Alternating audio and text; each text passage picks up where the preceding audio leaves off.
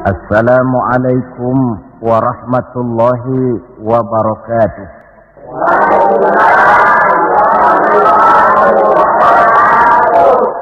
Alhamdulillah, alhamdulillahilladzi asra bi'abdihi laylan minal masjidil haram ilal masjidil aqsa. Wassalatu wassalamu ala sayyidina Muhammadin alladzi kanat hasanatuhu la tuhsa wa ala alihi wa ashabihi ahli sidqi wat tuqa, amma ba'du. Saudara-saudara hadirin yang berbahagia, manusia ini hidup dalam 3 dimensi waktu: masa lalu, masa sekarang, dan masa yang akan datang. Masa lalu katanya adalah kenangan, masa sekarang adalah kenyataan, dan masa yang akan datang adalah harapan, impian, khayalan, atau cita-cita. Orang yang baik sesungguhnya adalah orang yang pandai mengambil pelajaran dari masa lalu untuk dapat menentukan sikap pada hari ini dan sekaligus merencanakan hari yang akan datang. Sehingga hari ini harus lebih baik daripada kemarin, dan besok harus lebih baik daripada hari sekarang ini. Dalam konteksnya dengan itulah kita pada pertemuan kali ini akan membicarakan tentang hikmah Isra dan Mi'raj. Satu peristiwa masa lampau yang tetap tidak kehilangan relevansinya untuk kita jadikan pelajaran bagi kita yang hidup di penghujung abad ke-20 ini. Kalau kita perhatikan, hampir setiap bulan dalam Islam ini mempunyai nilai-nilai sejarah. Kalau kita bicara Muharram misalnya, kita diingatkan dengan peristiwa hijrah. Kita bicara Ramadan, diingatkan dengan peristiwa nuzulul Quran. Kita bicara bulan Zulhijjah, diingatkan dengan peristiwa kurban. Kita bicara bulan Syawal, diingatkan dengan Idul Fitri. Kita bicara bulan Rabiul Awal, diingatkan dengan Maulid Nabi. Dan kalau kita bicara bulan Rajab, kita diingatkan kepada peristiwa Isra dan Mi'raj. Sebagai yang kita maklum, Quran itu memang bukan kitab sejarah. Tetapi Al-Quran banyak menceritakan peristiwa-peristiwa bersejarah. Dan kalau kita perhatikan, gaya bahasa yang digunakan oleh Al-Quran dalam menceritakan peristiwa-peristiwa bersejarah itu berbeda satu dengan lainnya. Istimewa sekali bahwa untuk menceritakan peristiwa Isra dan Mi'raj, Allah memulai ayatnya dengan menggunakan kalimat tasbih. Seperti yang kita baca dalam surah Bani Israel ayat pertama. Subhanallazi asra bi'abdihi laylan minal masjidil harami ilal masjidil aqsa. Maha suci Allah yang telah menjalankan hambanya pada suatu malam dari Masjidil Haram di Makkah ke Masjidil Aqsa di Palestina. Mari kita coba dekati ayat ini per kalimat untuk memudahkan pengertian kita di dalam memahami peristiwa Isra dan Mi'raj ini. Ayat ini dimulai dengan kalimat Subhanallazi. Dalam ilmu balaghah, kalimat semacam ini disebut dengan kalimat ijaz, yaitu kalimat yang redaksinya ringkas namun isinya padat. Di situ ada kata yang tersirat, yakni lafzul jalalah, sehingga asli kalimatnya Subhanallahillazi, maha suci Allah, dan ini disebut dengan kalimat tasbih. Banyak peristiwa-peristiwa bersejarah yang diceritakan dalam Al-Quran, tetapi jarang yang diawali dengan kalimat tasbih. Al-Quran menceritakan bagaimana Allah menciptakan Nabi Adam, tidak dimulai dengan kalimat tasbih. Al-Quran menceritakan bagaimana Fir'aun dan bala tentaranya ditenggelamkan di Lautan Merah, itu kejadian hebat tidak dimulai dengan kalimat tasbih. Pun Al-Quran menceritakan bagaimana umatnya Nabi Saleh, umatnya Nabi Hud dan lain sebagainya yang ditelan gempa bumi, ditiup angin topan, seluruhnya diceritakan dalam Al-Quran, tetapi tidak satu pun yang dimulai dengan kalimat tasbih. Istimewa untuk menceritakan Isra dan Mi'raj ini, Allah memulai ayatnya dengan kalimat tasbih.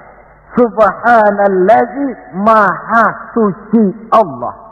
Maha suci dari segala kelemahan, maha suci dari segala kekurangan, maha suci dari segala ketidakmampuan. Allah mempertaruhkan kesuciannya untuk menjamin kebenaran peristiwa Isra dan Mi'raj. Dan sebagai pertanda, Isra dan Mi'raj bukan sekedar peristiwa biasa, tetapi Isra dan Mi'raj adalah peristiwa yang amat sangat luar biasa. Sampai Allah memulai ayatnya dengan menggunakan kalimat tasbih. Apa hikmah yang bisa kita ambil dari kalimat tasbih ini? Saudara, kita tahu di dalam agama kita ini kan ibadah macam-macam. Ada ibadah yang berat dan modalnya juga besar. Membangun masjid berat dan perlu biaya besar. Melaksanakan ibadah haji berat dan perlu biaya besar menurut umumnya ukuran ekonomi bangsa kita. Ini jenis ibadah yang berat dan perlu modal besar. Lalu ada pula ibadah itu yang berat tapi modalnya ringan. Seperti puasa. Puasa itu kan berat, puasa itu. Bukan menahan lapar dan hausnya yang berat, tetapi esensi puasa itu sendiri, yakni kemampuan mengendalikan nafsu. Kita ini kan kalau sedang puasa, lapar sih tahan, tapi marah kadang-kadang nggak tahan. Haus tahan, tapi ngomongin orang kadang-kadang nggak tahan. Padahal di situ esensi puasa, kemampuan mengendalikan nafsu. Dia ibadah yang berat, tapi modalnya ringan. Modal paling penting niat. Sahur itu kan hukumnya sunnah muakkadah. Yang wajib itu niatnya. Ini jenis ibadah yang berat tapi modalnya ringan. Lalu ada pula ibadah itu yang ringan, modalnya pun ringan. Agama menyebutnya dengan kalimatut thayyibah. Ucapan-ucapan yang baik yang dibanyak diajarkan oleh agama kita. Bertemu teman, assalamualaikum, ibadah.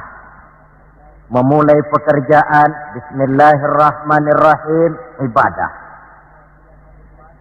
Melihat sesuatu yang hebat, masya Allah.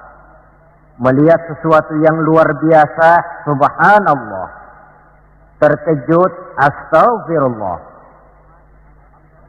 Mendapat nikmat, alhamdulillah. Terkena musibah, inna lillah wa inna ilaihi raji'un.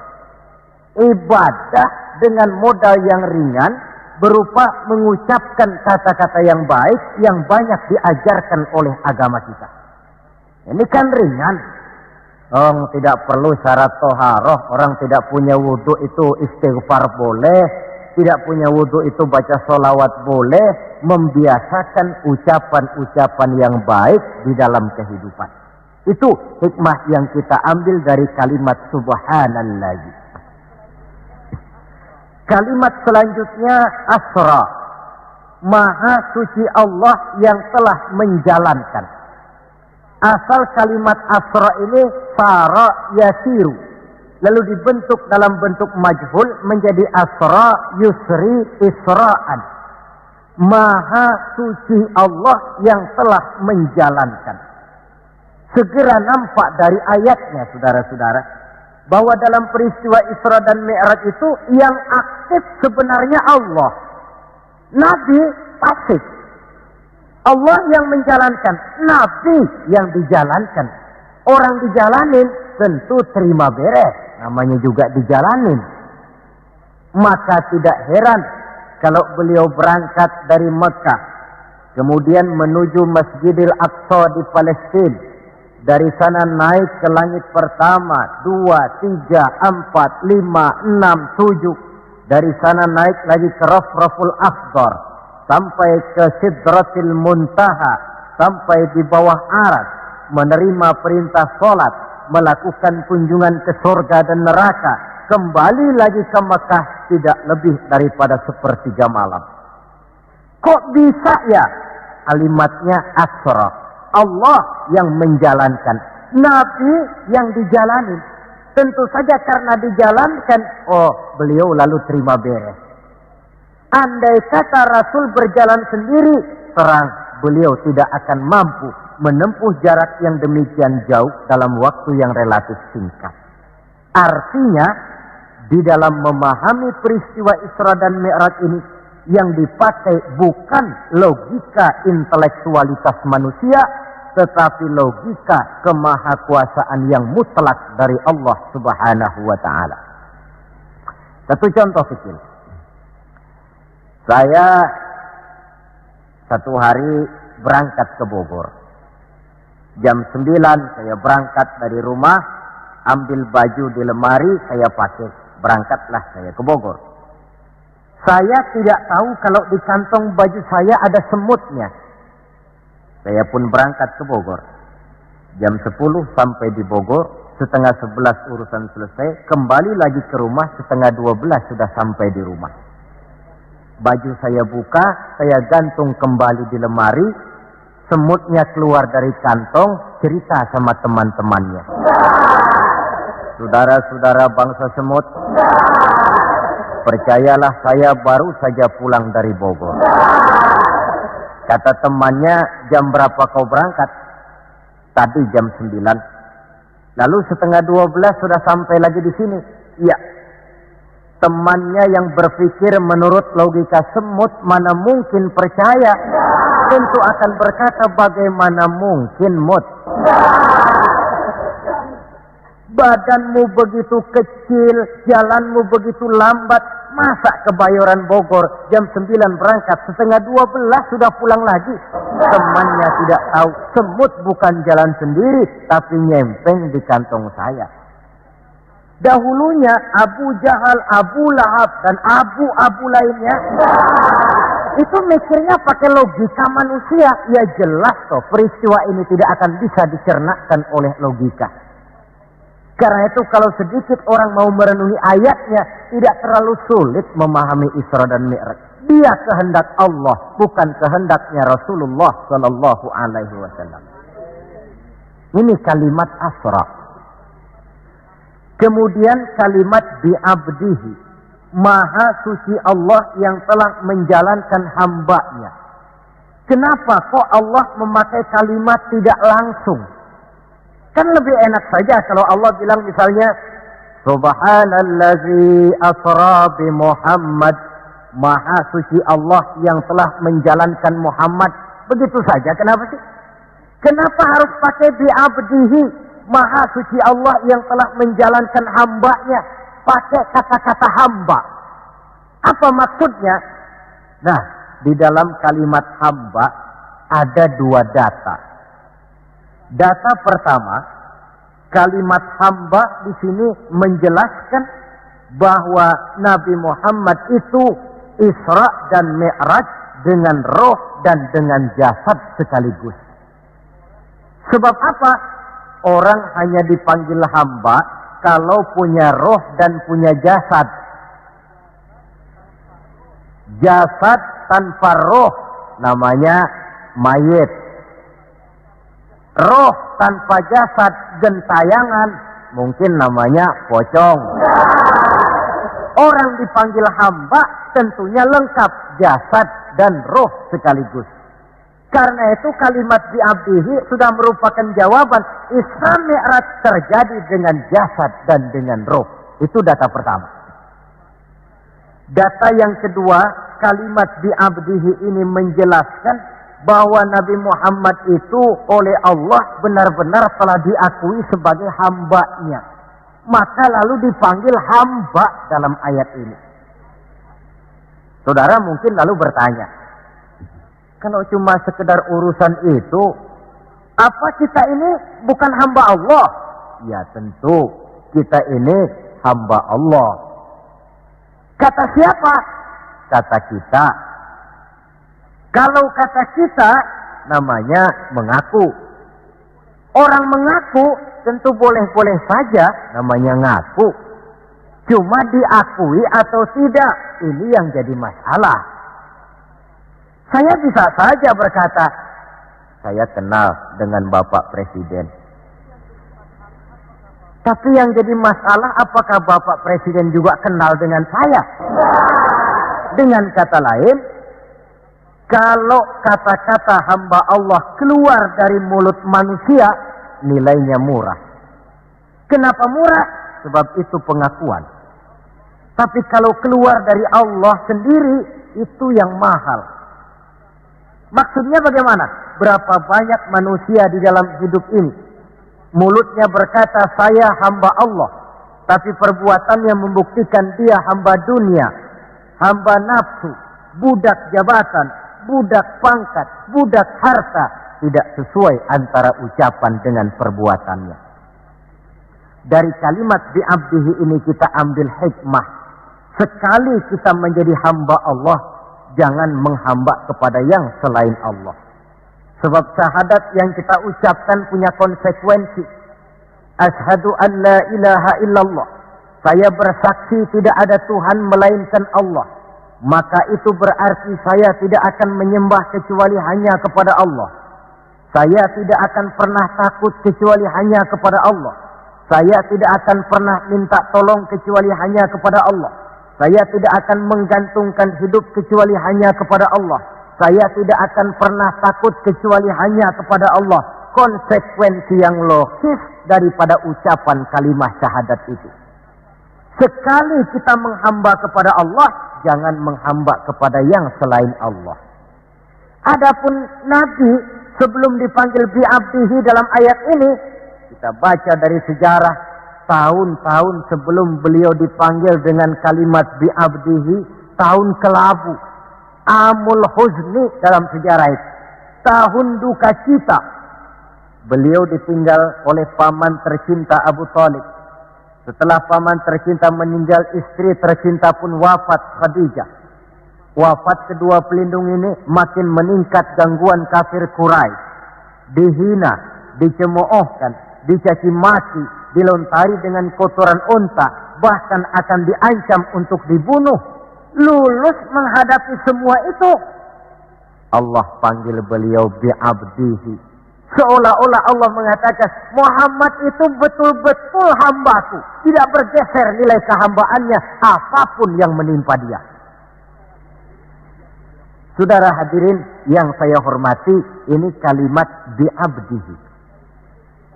Jadi dari sini kita bisa memahami Isra yang merupakan perjalanan Nabi dari Masjidil Haram hingga ke Masjidil Aqsa, dan Mi'raj yang naiknya Nabi dari Masjidil Aqsa menghadap Allah semata-mata merupakan peristiwa yang terjadi menurut apa maunya Allah.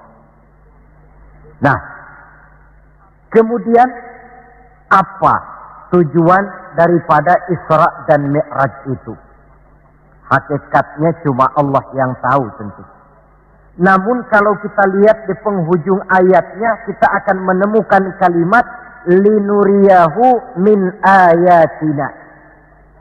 Keseluruhan perjalanan yang ajaib itu, sejak berangkat sampai kembali, tujuannya linuriyahu min ayatina, untuk kami perlihatkan kepada Nabi Muhammad itu sebagian kecil daripada tanda-tanda kebesaran kami, untuk disampaikan kepada umatnya dan kemudian menjadi pelajaran di dalam mengarungi kehidupan. Seluruh perjalanan yang dilihat oleh Nabi, seluruh pemandangan yang ditemui di dalam perjalanan itu merupakan sebagian kecil dari tanda-tanda kebesaran Allah. Dan itu merupakan tampil, contoh pelajaran buat kita yang hidup di zaman sekarang ini. Misalnya, di dalam perjalanan Rasul melihat ada orang mencakar-cakar mukanya dengan kukunya sendiri. Beliau bertanya, ya Jibril, itu orang macam apa? Jibril yang waktu itu bertindak sebagai bodyguard menjelaskan, Muhammad, itulah contoh daripada umatmu, orang-orang yang suka memburuk-burukan saudaranya sendiri. Ditampilkan bagaikan orang yang mencakar mukanya sendiri. Sebab muslim ini bersaudara seperti satu tubuh. Jikalau yang satu sakit, yang lain akan ikut merasakan sakit. Jikalau satu terinjak, yang lain merasakan akibatnya. Ibu jari tersandung batu, mulut akan berkata aduh, air mata akan keluar, kepala mungkin akan ikut pusing, dan itu refleks tanpa harus menunggu undangan. Orang yang memburuk-burukan saudaranya sendiri, hakikatnya mencakar mukanya sendiri. Bak kata pepatah, menepuk air di dulang, terpercik muka sendiri. Lalu beliau melihat pula ada orang dipotong lidahnya. Kata malaikat Jibril, Muhammad, itu tamsil daripada umatmu, orang-orang yang suka mengumpat, para pembuat fitnah, tukang bikin gosip dan menjelek-jelekan orang lain. Maka lidahnya akan dipotong sedemikian rupa. Lalu beliau melihat pula dalam perjalanan ada orang memikul kayu. Sudah cukup berat, rengkek dia membawa beban yang cukup berat itu. Anehnya malah, beban yang sudah cukup berat itu bukan dikurangi, malah ditambahi. Makin berat, makin ditambah. Makin berat, makin ditambah. Sampai Nabi heran dan tanya, Jibril, apa lagi kalau ini? Nah, Muhammad, ini tamsil daripada umatmu, orang-orang yang dipercayakan untuk memikul satu amanah, tetapi amanah yang satu belum dia laksanakan, sudah diterima amanah yang lain. Akhirnya bertumpuk-tumpuk di pundaknya amanah-amanah yang harus disampaikan. Orang yang terlalu banyak jabatan, tetapi kemudian ternyata tidak mampu melaksanakan tugasnya. Tapi dikasih jabatan baru, mau lagi. Dikasih yang baru, mau lagi. Soal mampu of tidak, soal nomor 2, yang penting punya jabatan. Orang yang di dalam menerima suatu pekerjaan tidak pernah mengukur dengan batas kemampuan yang dimilikinya. Lalu beliau melihat pula ada sekelompok orang menanam. Hari itu dia menanam, hari itu juga tumbuh, hari itu juga keluar buahnya. Diketamnya, lalu tumbuh lagi gantinya. Tiap kali diketam, tiap kali keluar buahnya. Itu tamsil apa ya Jibril? Kata malaikat Jibril, wahai Muhammad, itulah satu contoh daripada umatmu, orang-orang yang gemar memberikan bantuan kepada orang yang memang memerlukannya. Mereka yang rajin sedekah, membantu fakir miskin, menyantuni yatim piatu, memberikan bantuan kepada pengembangan dakwah, madrasah, pendidikan dan pesantren.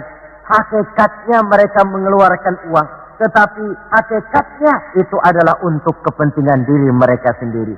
Dicontohkan laksana orang, hari itu dia menanam, hari itu tumbuh buahnya. Dia petik, keluar lagi gantinya. Begitu seterusnya, tidak pernah berhenti.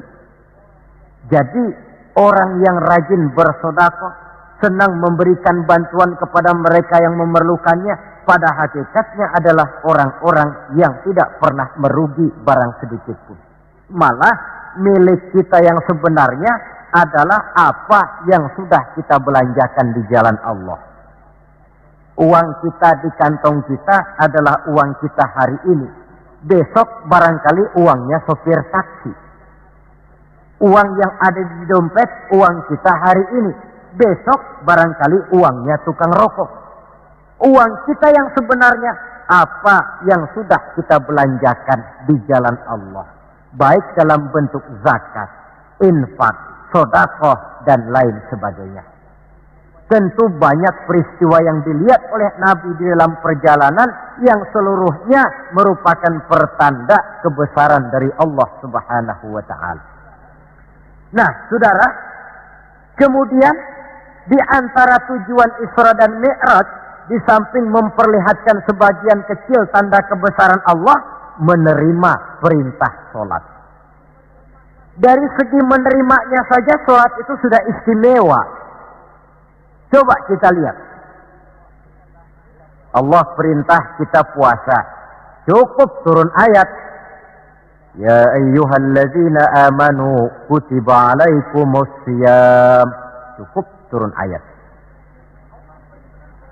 Allah perintah orang yang mampu untuk melaksanakan ibadah haji. Cukup turun ayat. Allah perintah kita bayar zakat. Cukup turun ayat. Tapi Allah perintah kita sholat. Tidak cukup cuma sekedar turun ayat. Nabinya langsung dipanggil. Dari segi ini saja, sholat itu sudah istimewa. Benar kalau Nabi menyatakan, innama masalus sholati fid din kama salir ra'si fil jasad. Kedudukan sholat dalam agama sama dengan kedudukan kepala dalam anggota badan manusia. Kita yakin manusia tidak punya sebelah tangan, mungkin masih bisa hidup. Manusia tidak punya sebelah kaki, barangkali masih bisa hidup. Manusia tidak punya sebelah telinga, masih bisa hidup. Tapi kalau manusia sudah tidak punya kepala, umpama hidup juga, itu barangkali tulen turunannya kuntilanak. Begitulah kita lihat kedudukan sholat ini di dalam agama. Begitu pentingnya sampai untuk menerima perintah sholat, Allah langsung memanggil Nabi kita Muhammad sallallahu alaihi wasallam. Saudara hadirin yang saya hormati, apa sih sebenarnya perlunya kita sholat itu? Tidak untuk menggembirakan Allah. Se-ASEAN orang tidak ada yang sholat, Allah tidak akan pensiun. Jangan lagi kita berpikir, barangkali kalau kita se-Jakarta ini tidak sholat, Allah rugi. Tidak usahlah se-Jakarta, se-ASEAN lah. Tidak ada orang yang sholat. Allah tetap Allah. Sebab ia menjadi Allah, tidak ada ketergantungannya kepada manusia. Ia tidak pernah mengambil manfaat daripada perbuatan manusia. Sholat yang diperintahkan kepada kita, manfaatnya akan kembali kepada kita. Apa sih manfaat sholat itu dalam hidup ini? Untuk menjawab apa manfaat sholat, coba kita lihat. Ayat yang memerintahkan sholat itu selalu oleh Allah dimulai dengan kata aqimis sholat. Tidak ada i'malis sholat, if'alis sholat. Tidak. Mesti aqimis sholat. Dirikan sholat. Bukan kerjakan. Tapi dirikan. Maaf saudara. Mungkin di antara kita sudah banyak yang mengerjakan sholat. Tapi belum banyak yang mendirikan sholat. Apa bedanya Pak mengerjakan sholat dengan mendirikan sholat itu?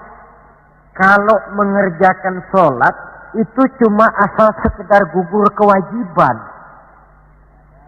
Kadang-kadang keluar sholat Jumat nukar sendal.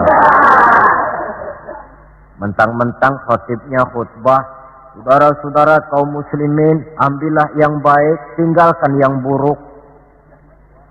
Lalu keluar praktek. Padahal sholat, di situ kita lihat bahwa orang macam ini sebenarnya hanya sekedar baru mengerjakan sholat, belum mendirikan sholat. Padahal agama menuntut kita dirikan sholat. Apa pengertian mendirikan sholat itu? Mendirikan sholat artinya mengerjakan sholat dengan betul, cukup syarat rukunnya, selesai sholat, ajaran sholat diterjemahkan di luar sholat. Itu artinya mendirikan sholat. Jadi ada istimrar, kontinuitas, kesinambungan kata orang sekarang. Pada waktu dia mengerjakan sholat kelihatan khusyuknya. Setelah selesai dia sholat, kembali ke masyarakat, kembali ke tempat tugas, ajaran sholat diterjemahkan di sana. Nah, saudara hadirin, apa ajaran sholat yang harus kita terjemahkan dalam hidup, yang artinya ini merupakan manfaat daripada sholat? Pertama, Sholat mengajarkan kita satu sifat yang disebut rendah hati. At-tawadhu. Rendah hati bagaimana? Anggota badan kita yang paling kita hormatikan kepala. Kalau bergurau dengan teman, dipukulnya tangan kita, masih senyum kita. Dipegangnya kaki, masih senyum kita. Tapi kalau sudah kepala, namun kepala yang begini kita hormati, manakala sujud di hadapan Allah, sama rendahnya dengan telapak kaki kita. Allahu Akbar. Selesai sholat, kembali ke masyarakat, sombongnya hilang. Ini mendirikan sholat. Sebab apa? Dia tahu orang sombong itu Allah tidak senang. Iblis diusir dari sorga itu kan cuma karena sombong. Diperintah sujud kepada Nabi Adam, dia tidak mau. Allah tanya iblis, kenapa kau tidak mau? Ini kan perintahku, kata Allah. Iblis dengan sombongnya menjawab, wahai Allah, saya akan diciptakan dari api, Adam kan dari tanah. Unsur api lebih mulia daripada unsur tanah. Masa saya harus sujud sama Adam yang baru kemarin? Gengsi ah. Kata Allah, kamu sombong iblis. Surga bukan tempat orang sombong. Keluar. Iblis diusir dari surga. Jadi kira-kira sajalah yang sudah di surga itu sombong saja diusir. Apalagi kita yang masih di dunia ini. Dalam segala bentuknya, sombong itu Allah tidak senang. Sombong ilmu, Allah tidak senang. Mentang-mentang punya ilmu agama, tepuk-tepuk dada, nih saya satu-satunya ustadz di sini. Semuanya mesti ngaji sama saya ya. Kalau tidak ngaji sama saya, Islamnya kurang tapi sah. Sombong dengan ilmu. Sombong harta, ibu-ibu, Allah juga tidak senang. Sombong pangkat pun demikian juga, yang wajar-wajar sajalah kita dalam hidup. Tawadhu. Yang kedua, sholat mengajarkan kita untuk ikhlas. Berbuat tanpa pamrih.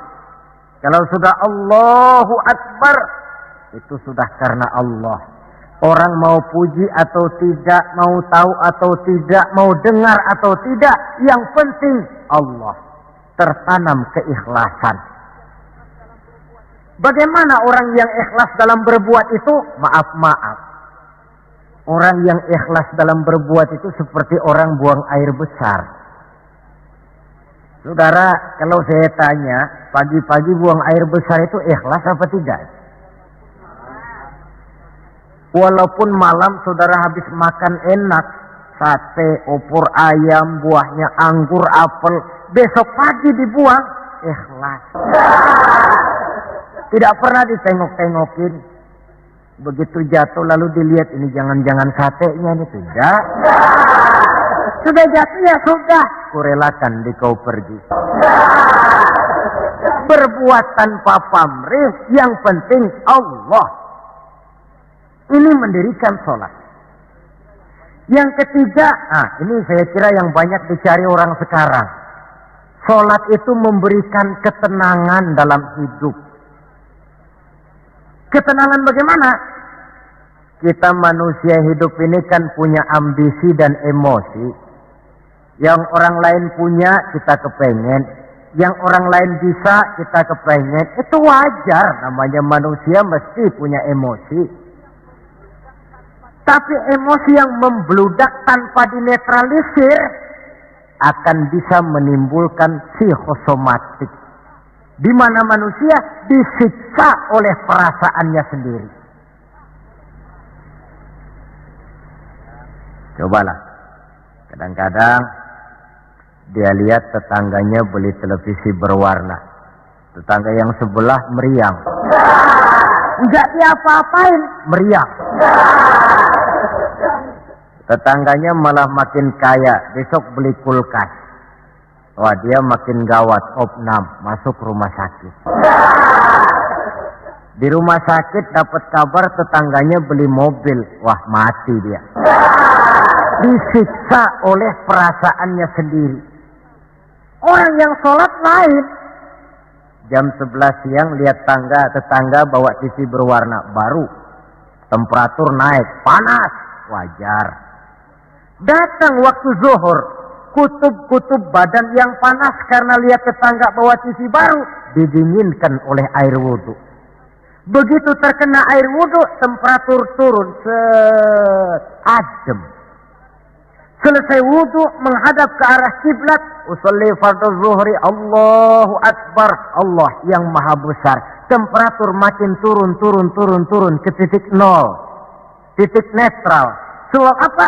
Dia sudah berhadapan dengan zat yang maha besar. Allahu Akbar, yang besar cuma Engkau ya Allah. Televisi tetangga saya mah kecil.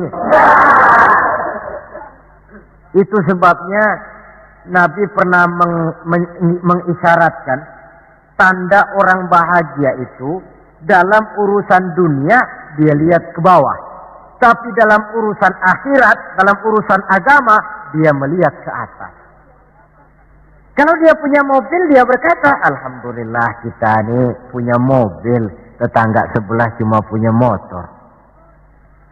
Kata yang punya motor, Alhamdulillah punya motor, tetangga sebelah cuma sepeda aja kemana-mana. Kata yang punya sepeda, Alhamdulillah punya sepeda, tetangga sebelah kemana-mana jalan kaki terus. Kata yang jalan kaki, Alhamdulillah masih bisa jalan. Tetangga sebelah lumpuh bertahun-tahun gak kemana-mana. Kata yang lumpuh, Alhamdulillah masih hidup. Tetangga sebelah kemarin out gak balik lagi. Timbul rasa syukur.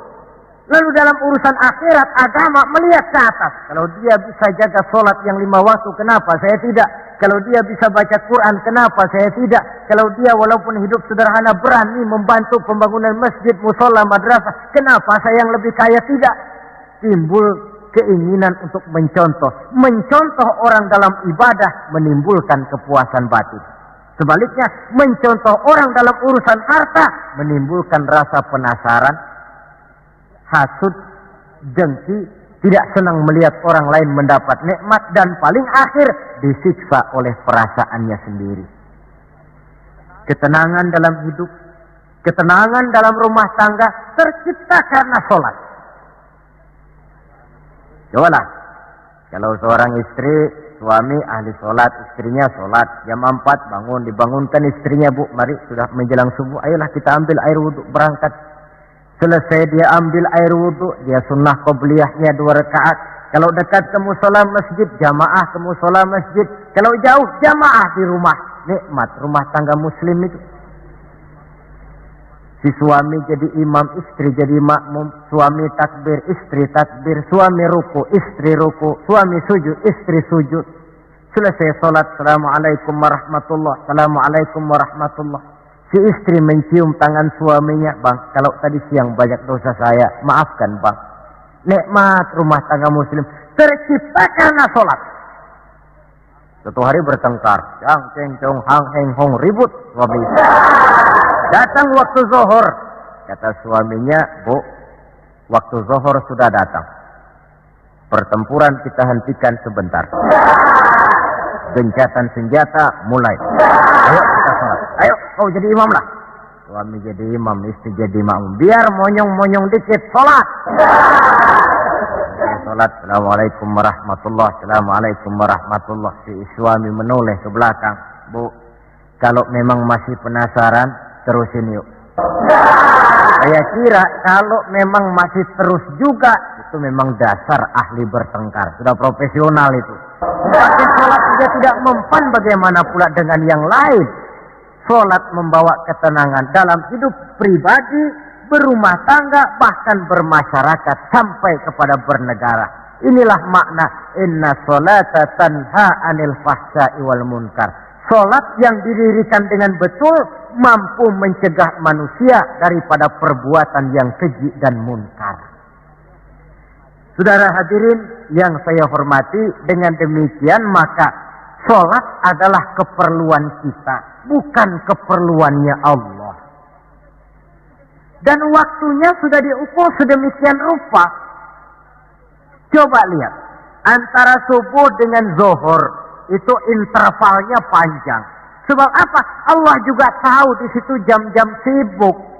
Pegawai di kantor, petani di ladang, di sawah, pedagang di pasar, maka di situ tidak ada sholat kecuali sholat sunnah.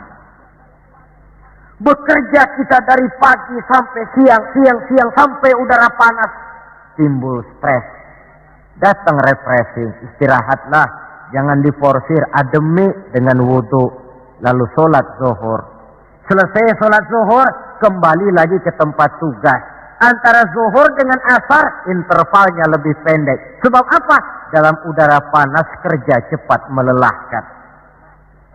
Maghrib dengan isya, intervalnya lebih pendek lagi. Sebab apa? Sudah masuk malam, sebagian besar kejahatan justru terjadi pada waktu malam. Antara isya dengan subuh, intervalnya memang panjang. Tapi di sana ada terminal kontrol cadangan yang disebut tahajud, hajat, dan sebagainya. Terminal-terminal kontrol cadangan untuk menjaga stabilitas temperatur batin manusia. Jadi dengan demikian, kalau diabaikan, kerugian untuk manusia sendiri. Sebab hakikatnya Allah tidak pernah mengambil manfaat daripada amal dan perbuatan manusia itu. Nah, saudara-saudara, dari uraian yang singkat ini, kita ambil beberapa kesimpulan. Pertama, Isra dan Mi'raj adalah maunya Allah. Kita manusia punya kemauan, Allah juga punya kemauan. Kalau kemauan kita sesuai dengan kemauan Allah, tentu jadi.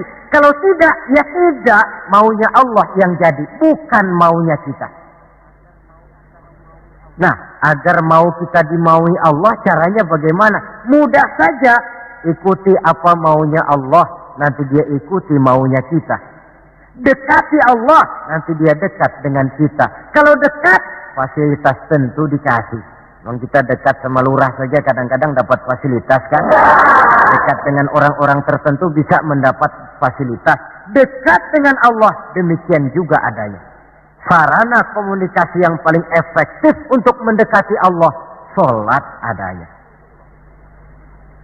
Yang kedua, seluruh kejadian dalam alam hanya bisa terjadi karena dua proses.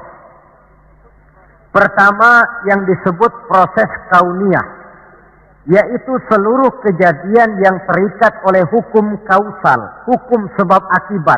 Kalau begini, mesti begitu. Kejadian seperti ini bisa diperhitungkan, dapat diperkirakan, dan bisa dianalisa. Tapi ada kejadian lain yang disebut proses rabbaniyah. Kejadian yang terjadi menurut apa maunya Allah dan tidak tunduk kepada manusia, kepada hukum kausal. Contoh, kalau ada anak kecil, logika kita akan lalu mikir, ini ada anak kecil, mesti ada bapaknya, mesti ada ibunya. Ibu bapak sebab anak akibat, itu proses kausal. Tapi kalau Allah yang mau, tidak mesti. Nabi Adam, ibu tidak ada, awak bapak tidak ada, Allah mau, jadi. Tidak bisa diselidiki secara eksat. Bagaimana ya proses terjadinya Nabi Adam secara antropologi budaya? Buntu. Nabi Isa, ibu ada, bapak tidak ada, Allah mau, jadi. Tidak bisa diselidiki secara medis. Bagaimana ya menurut ilmu kedokteran, kok Siti Maryam bisa hamil padahal dia tidak punya suami? Mukjizat. Maryam hamil tanpa suami, Allah yang mau. Cuma tentu agak kita sesalkan bahwa di zaman sekarang ini rupanya banyak juga perempuan-perempuan tidak mau kalah dengan Siti Maryam ini. Ini barangkali termasuk mukjizat abad 20. Saudara-saudara, otoritas intelektual perlu, tapi tidak bisa mentargetkan. Beberapa tahun yang lalu, Direktorat Vulkanologi itu sibuk mengawasi 2 buah gunung berapi yang dianggap bahaya kelas 1 dan setiap saat bisa meletus. Sore, pagi, siang, malam diawasi. Merapi di Jawa Tengah, dan Anak Krakatau di Selat Sunda. Apa yang kemudian terjadi? Yang diawasi tenang-tenang saja. Yang tidak diawasi malah batuk-batuk, galunggung. Begitu galunggung meletus, komentar macam-macam. Kata Direktorat Vulkanologi, oh itu kan gejala alamiah. Gejala alamiah. Kata yang seniman, oh itu karena alam sudah bosan bersahabat dengan manusia. Macam-macamlah komentar. Tapi satu hal yang jelas, otoritas intelektual manusia itu harus sadar akan kelemahan keterbatasannya. Janganlah karena terlalu memuja otak sampai kita lupa kepada yang bikin otak. Sebab bagaimanapun jeniusnya otak manusia, yang bikin otak tentu lebih jenius lagi. Kita kagum dengan otak manusia, tapi kadang-kadang kita lupa dengan sang pembuat otak. Isra Mi'raj, proses Rabbaniyah. Allah yang mau, bukan Nabi Muhammad yang mau. Api, kalau menurut kita kan api itu panas, membakar. Kalau menurut Allah tidak, api itu netral. Netral bagaimana? Terserah maunya Allah. Kalau dia mau api panas, ya panas. Kalau tidak, ya tidak. Panas dan tidaknya bukan untuk manusia, bukan untuk Allah, tetapi untuk manusia. Maka Nabi Ibrahim pada waktu oleh Raja Namrus dilempar ke kobaran api yang menggunung, seujung rambut pun dia tidak terbakar. Sebab apa? Ketika dia hampir jatuh ke dalam api, Allah berkata kepada api, ya naru kuni bardan wa salaman ala Ibrahim. Hai api, dilah kamu, selamatkan Ibrahim.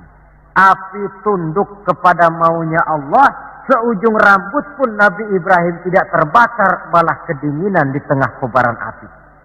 Kasus macam ini tidak bisa diselidiki secara eksakt.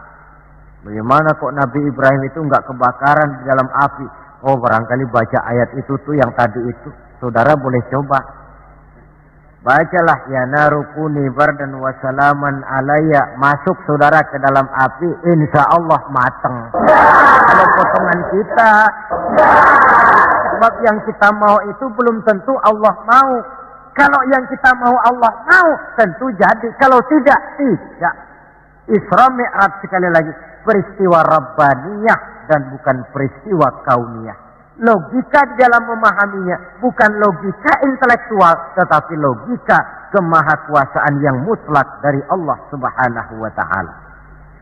Yang ketiga, marilah kita berusaha agar setiap gerak hidup dalam dunia ini bernilai ibadah. Sekurang-kurangnya berupa ucapan-ucapan yang baik. Bukankah yang namanya ibadah itu ya sholat ibadah, puasa ibadah, zakat ibadah, haji ibadah. Tapi tidak terbatas kepada hanya sekedar itu. Membangun rumah sakit, membangun sekolah, membangun panti asuhan yatim piatu, itu keseluruhannya merupakan ibadah. Sekurang-kurangnya ibadah dalam bentuk ucapan-ucapan yang baik, yang menyenangkan orang dan berpahala kita mengucapkannya. Ini tidak terlalu sulit dan bisa kita praktekkan di dalam kehidupan sehari-hari. Begitu pentingnya soal ucapan, sampai dalam satu ayat Allah menjelaskan, wa qaulun ma'rufun khairun min shadaqatin yatba'uha adza. Ucapan yang baik itu lebih disukai Allah daripada sedekah tapi menyakitkan hati orang yang menerimanya. Sedekah itu pahalanya besar tentu, tapi kalau menyakitkan hati orang yang menerima, lebih baik ngomong yang enak-enak sajalah. Termasuk ini kalimatut thayyibah, ucapan yang baik. Yang keempat, marilah kita menjaga stabilitas kita sebagai hamba Allah. Miskin hamba Allah. Jadi orang kaya tetap hamba Allah. Orang biasa hamba Allah. punya pangkat, jabatan, kedudukan, tetap hamba Allah. Dalam keadaan bagaimanapun posisi kita, nilai kehambaan jangan bergeser adanya. Yang kelima, Isra Mi'raj sesungguhnya merupakan batu ujian. Setelah terjadi peristiwa Isra Mi'raj, kelihatan mana yang loyang, mana yang emas, mana yang batu kerikil, mana yang mutiara dan intan. Setelah terjadi Isra dan Mi'raj, yang beriman makin mantap imannya, yang ragu-ragu makin kembali malah kepada kekafiran, yang memang sudah kafir makin menghebat kekafirannya. Rombongan pertama yang makin mantap imannya diwakili oleh Abu Bakar Siddiq. Sehingga ketika diceritakan orang kepadanya, wahai Abu Bakar, sahabatmu Muhammad itu sudah gila dia. Gila bagaimana? Masa dia cerita katanya tadi malam dia dari Masjidil Aqsa, lalu sekarang sudah ada di Mekah lagi. Betul dia cerita macam itu? Betul. Saudara, kalau memang Muhammad yang cerita macam itu, jangankan cuma sekedar sampai Masjidil Aqsa di Palestina, lebih daripada itu pun kalau dia yang memang betul cerita, saya percaya. Makin mantap. Yang ragu-ragu malah ada yang kembali kepada kekufuran. Yang kafir malah makin menghebat kekafirannya. Maka Isra Mi'raj merupakan ujian bagi umat untuk menyaring, merupakan filter mana umat Nabi yang benar-benar yakin dengan iman, dan mana yang setengah-setengah, dan mana yang murtad, kemudian mana yang ingkar dan kafir. Oleh karena itu, hakikatnya kejadian apapun yang kita alami dalam hidup, hendaklah berlaku seperti Nabi Sulaiman alaihi salam. Diberikan beliau kekuasaan, diberikan pengetahuan, diberikan harta yang banyak. Atas semua itu, beliau hanya berkata, "Hadza min fadli Rabbi liyabluwani aashkuru am akfur." Semua ini, kekuasaanku, hartaku, ilmu pengetahuan yang diberikan kepadaku, ini cuma sekedar karunia untuk menguji diriku, adakah aku bersyukur karenanya atau malah aku menjadi ingkar karenanya. Maka bersyukurlah kita yang hidup di satu zaman yang jauh dari zamannya Rasulullah. Kita belum pernah berjumpa dengan beliau, belum pernah mendengar suara beliau, tidak melihat gerak langkah di perjalanan beliau. Entah kita beriman dengan peristiwa Isra dan Mi'raj ini. Jauh lebih beruntung daripada orang-orang yang langsung ditongkrongi Nabi. Mereka melihat wajah Nabi, mendengar Nabi membaca wahyu, melihat mukjizat, tetapi mereka tidak juga mau beriman. Nilai-nilai iman ini kalau tidak kita pelihara dan kita syukuri, akan bisa bergeser, ditelan oleh segala macam godaan dan cobaan yang kita hadapi di dalam perjalanan hidup ini.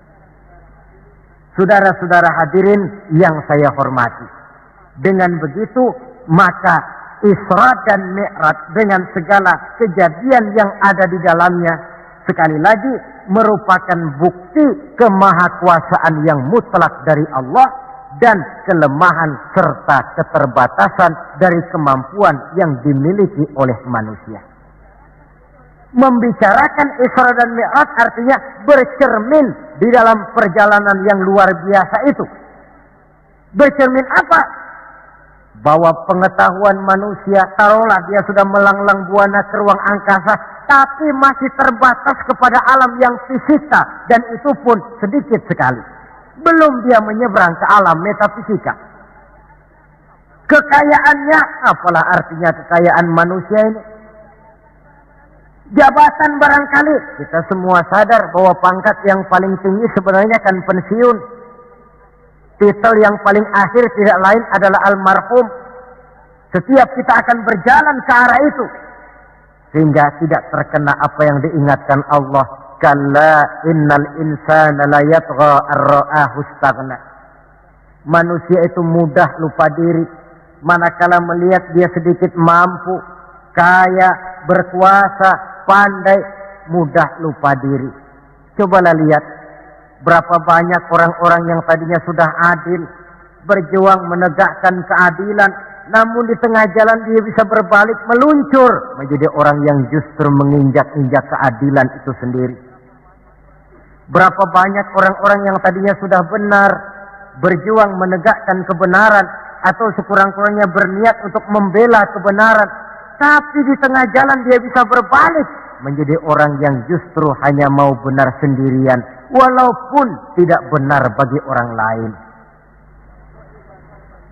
Wa idza massal insana durru da'ana li janbihi aw qa'idan aw qa'ima falamma kashafna anhu durrahu marra ka'an lam yad'una ila durrin massahu.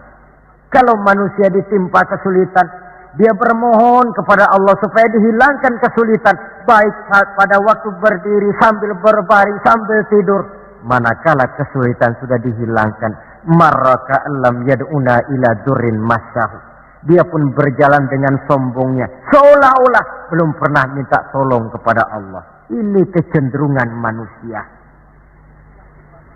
Itulah sebabnya yang terakhir sekali dari pembicaraan kita kali ini, puncak kebahagiaan seorang muslim tidak lain adalah bertemu Allah.